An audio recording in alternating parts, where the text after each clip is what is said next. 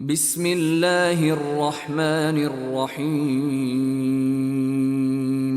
وضرب الله مثلا الرجلين أحدهما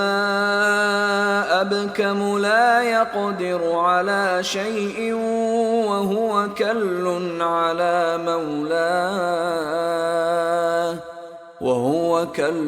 على مولاه أينما يوجهه لا يأت بخير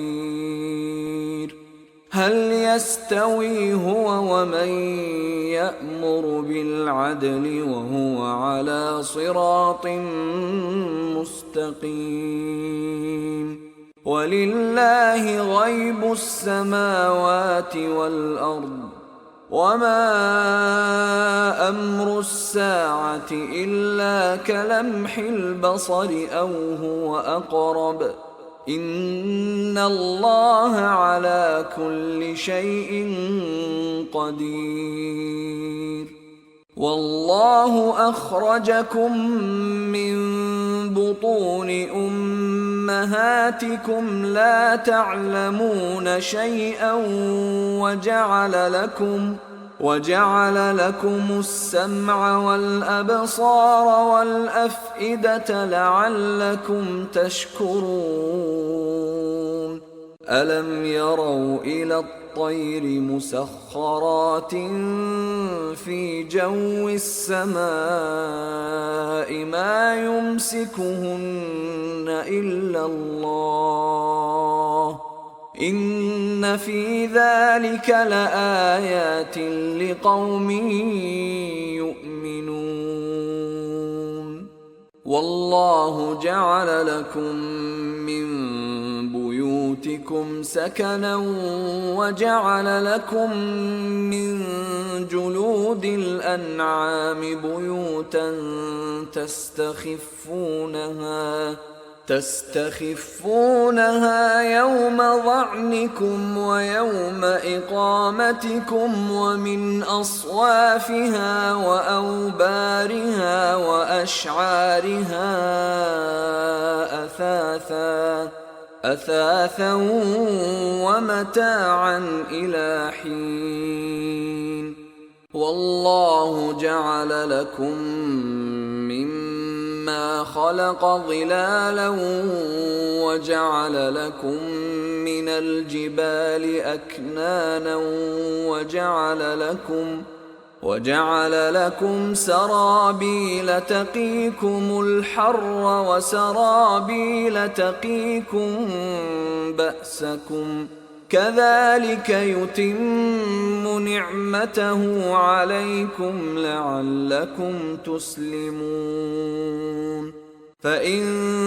تولوا فإنما عليك البلاغ المبين يعرفون نعمة الله ثم ينكرونها وأكثرهم الكافرون ويوم نبعث من كل أمة شهيدا ثم لا يؤذن للذين كفروا ولا هم يستعتبون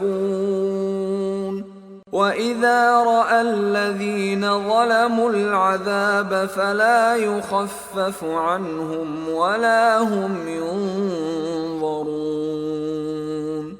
وإذا رأى الذين أشركوا شركاءهم قالوا ربنا هؤلاء شركاؤنا الذين كنا ندعو من دونك فألقوا إليهم القول إنكم لكاذبون وألقوا إلى الله يومئذ السلم وضل عنهم ما كانوا يفترون الذين كفروا وصدوا عن سبيل الله زدناهم عذابا فوق العذاب بما كانوا يفسدون ويوم نبعث في كل أمة شهيدا عليهم من أنفسهم وجئنا بك شهيدا على هؤلاء ونزلنا عليك الكتاب تبيانا لكل شيء وهدى ورحمة وبشرى للمسلمين. إن الله يأمر بالعدل والإحسان وإيتاء ذي القربى وينهى عن الفحشاء والمنكر والبغي يعظكم لعلكم تذكرون.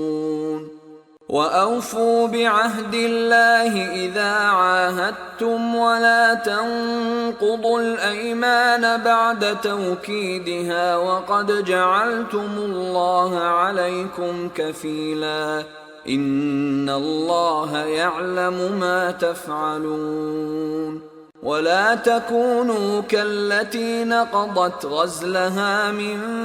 بعد قوة أنكاثا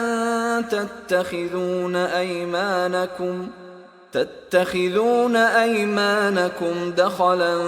بينكم أن تكون أمة هي أربى من أمة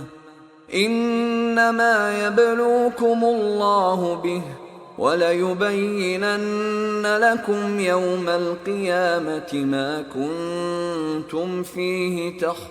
تختلفون. ولو شاء الله لجعلكم أمة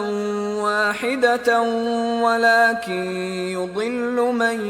يشاء ويهدي من يشاء ولتسألن عما كنتم تعملون. ولا تتخذوا أيمانكم دخلا بينكم فتزل قدم بعد ثبوتها وتذوقوا السوء بما صددتم عن سبيل الله ولكم عذاب عظيم. ولا تشتروا بعهد الله ثمنا قليلا إنما عند الله هو خير لكم إن كنتم تعلمون.